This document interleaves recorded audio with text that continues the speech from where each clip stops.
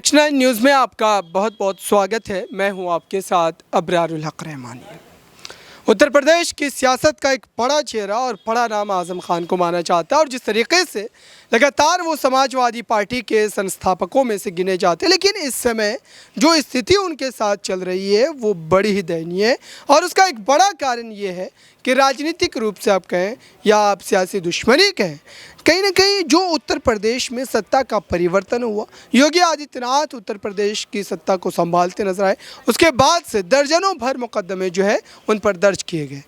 और बड़ा ये एक तरीके से आप कह सकते हैं विचित्र मामला है कि जिस तरीके से तमाम मुकदमे उनके ऊपर दायर किए गए और तमाम तरीके के जो है आरोप लगाए गए, दरअसल उससे ये माना जा रहा है कि कहीं ना कहीं राजनीतिक द्वेष के कारण ही उनके ऊपर ये तमाम चीज़ें जो लादी गई है। अभी की अगर बात की जाए तो परिवार के कई सदस्य जो है इस तरीके के गंभीर मुकदमों में जो है उनके नाम दर्ज हैं। साथ ही जो कहा यह जा रहा है कि उनकी पत्नी से लेकर के बेटे तक की अगर बात की जाए तो आज़म खान की विधायकी जो है पहले ही रद्द की जा चुकी है। कई बड़े मामलों में उनका नाम है और साथ ही अब्दुल्ला आज़म की विधायकी पर भी अब तलवार लटक रही है, उनकी विधायकी भी रद्द हो चुकी है। दरअसल परिवार के ऊपर जिस तरीके से लगातार सियासी आप कह सकते हैं कि हथौड़े का इस्तेमाल लगातार किया जा रहा है, राजनीतिक द्वेष के कारण लगातार इस तरीके से जो है मुकदमे उनके ऊपर एक के बाद एक रखे जा रहे हैं। जौहर यूनिवर्सिटी का मामला जिस तरीके से जो है लाइमलाइट में आया था, क्योंकि उस यूनिवर्सिटी को लेकर के जो प्रशासन का रवैया है वो इस तरीके का है कि आज़म खान जब उस पूरे मुद्दे पर बोल रहे तो काफ़ी भावुक हो गए थे। उनके द्वारा सीधे तौर पर कहा गया था कि मेरे ऊपर जो तमाम आरोप लगाए जा रहे हैं वो आरोप अभी तक सिद्ध नहीं हुए। और दरअसल इस तरीके से कहीं ना कहीं राजनीतिक नफ़े नुकसान के चलते लगातार जो है तमाम बातें की जा रही है। लेकिन यहाँ पर बड़ा प्रश्न ये खड़ा होता है कि अखिलेश यादव इस पूरे मुद्दे पर आज़म खान के साथ क्या खड़े नजर आते हैं। हालांकि इस बीच अगर देखा जाए तो जिस तरीके से एक समाजवादी पार्टी के स्थानीय नेता ने, रामपुर के नेता ने जो बयान दिया था और ये कहा था कि अगर उत्तर प्रदेश और ख़ास करके रामपुर की बात की जाए, वहाँ पर अगर आज़म खान से समाजवादी पार्टी अपना पीछा नहीं छुड़ाती है तो जाहिर सी बात है कि जो सत्ता में वापसी की तमाम उम्मीद है वो बिल्कुल सिरे से खारिज हो जाएगी। हालांकि उसके मात्र 2 से 3 दिनों के भीतर अखिलेश यादव का वहाँ पहुँचना, आज़म खान से मुलाकातें करना दरअसल बतलाता है कि अभी भी आज़म खान की जो सियासी हैसियत है वो बनी हुई है और समाजवादी पार्टी के जो राष्ट्रीय अध्यक्ष अखिलेश यादव है वो इस ज़रूरत को समझ भी रहे हैं, क्योंकि उत्तर प्रदेश में अब आने वाले दिनों में चुनाव है।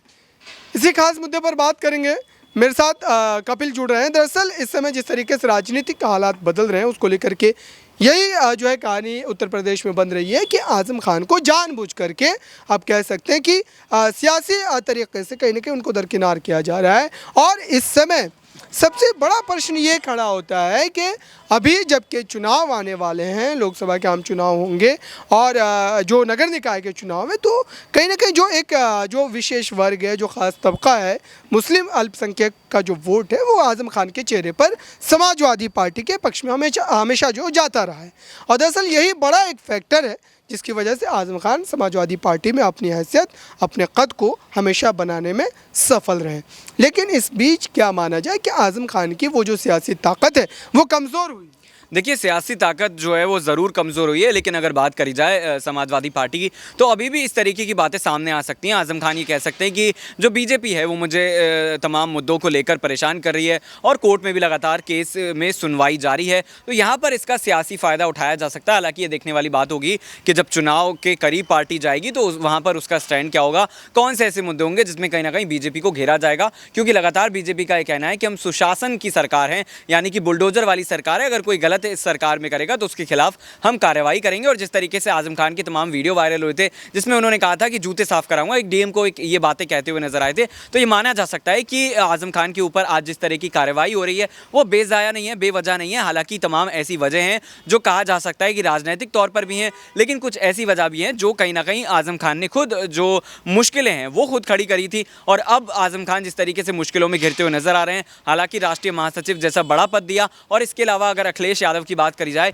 तो समर्थन देने के लिए या फिर ये दिखाने के लिए कि आज भी आज़म खान की समाजवादी पार्टी में वही जगह है, कुछ खास अखिलेश यादव के पास बचा भी नहीं है। जो कुछ है वो ज़रूर आज़म खान के हक में जो है वो देते हुए नजर आ रहे हैं। लेकिन यहाँ पर बड़ा सवाल ये है कि अगर अखिलेश यादव की सत्ता का वो हिस्सा थे और अखिलेश यादव के साथ वो लगातार जो काम कर रहे थे, तो अखिलेश यादव पर किसी तरीके की कोई कार्रवाई नहीं होती। जो उनके समर्थक हैं वो लगातार उनके जहन में यही सवाल है कि आज़म खान को लगातार क्या जानबूझ करके फंसाया जा रहा है और परिवार को जिस तरीके से तमाम मुकदमों में घसीटा जा रहा है।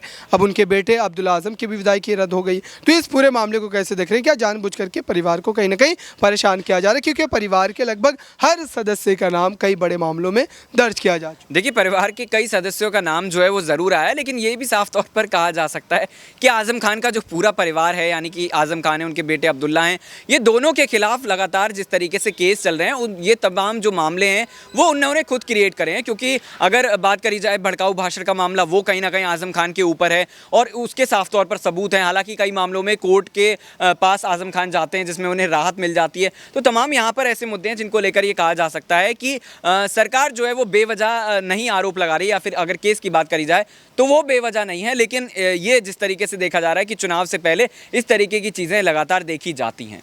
अभी अगर देखा जाए तो वोटों के लिहाज से क्या मान रहे हैं? एक छोटा सा सवाल रहेगा कि जो अखिलेश यादव को कितना नुकसान होगा, अल्पसंख्यक का जो वोट लगातार समाजवादी पार्टी को मिलता है। देखिए, अगर उन्हें वोट नहीं मिलता अल्पसंख्यक समाज का, तो कहीं ना कहीं उन्हें चुनाव में जिस तरीके की स्थिति पहले हमने देखी थी कि ये कहा जा रहा था कि वो सरकार बना सकते हैं, मुख्यमंत्री पद पर भी जो है वो बैठे हुए नजर आ सकते हैं, वो गद्दी संभाल सकते हैं, लेकिन ऐसा होता हुआ नजर नहीं आया। और बीजेपी के बारे में कहा जाता है वो ऐसे तमाम वोटों को साधती हुई नजर आ रही है। अगर मुस्लिम समाज की बात करी जाए, और ये भी कहा जा रहा कहा जा रहा था कि यादव समाज का एक बड़ा हिस्सा भी उनको वोट देने के लिए तैयार है। हिंदुत्व की राजनीति भाजपा पहले ही कर रही है, तो ये साफ तौर पर माना जा सकता है कि अगर अल्पसंख्यक समाज का जो वोट है वो अगर बिछुड़ता है और अखिलेश यादव के साथ नहीं जाता है, तो फिर वो जो सत्ता की कुर्सी नजर आ रही है उससे दूर हो सकता है। बहुत बहुत शुक्रिया। आप मेरे साथ कशिश जुड़ेंगे। दरअसल इस पूरे जो है जो एक तरीके से राजनीतिक जो परिस्थितियां वो बदलने के पीछे एक बड़ा कारण ये है कि जिस तरीके का जो आक्रामक रवैया आज़म खान का देखने को मिला करता था, दरअसल ये एक बड़ी वजह हो सकती है कि सत्ता परिवर्तन के बाद से ही लगातार जो है आज़म खान पर कई तरीके से सियासी जो है ताकत पावर का इस्तेमाल कर कहीं ना कहीं उनको जो राजनीतिक हाशिए पर पहुंचाने की कोशिश की जा रही है। लेकिन इस पूरे मामले में जिस तरीके से जो अखिलेश यादव का रवैया रहा, उस रवैये को आप किस तरीके से देख रहे हैं और साथ ही उसका सियासी नुकसान अखिलेश यादव को कैसे उठाना पड़ेगा? देखिए, नॉर्मल सी बात है यहाँ पर कि इसका नुकसान उठाना पड़ेगा। क्यों उठाना पड़ेगा? यहाँ पर आप देखिए कि लगातार उन पे इल्ज़ाम लगाए जा रहे हैं आज़म खान पे, लेकिन यहाँ पर उन्होंने जब सिर्फ यहाँ रामपुर में हार का सामना किया तब वो बोलते नजर आए कि चुनावों में यहाँ पर चुनाव आयोग ने कहा था जितने ज़्यादा वोट डाल सकते उतने लोग यहाँ पर डालते नजर आए, लेकिन ऐसा कुछ नहीं हुआ।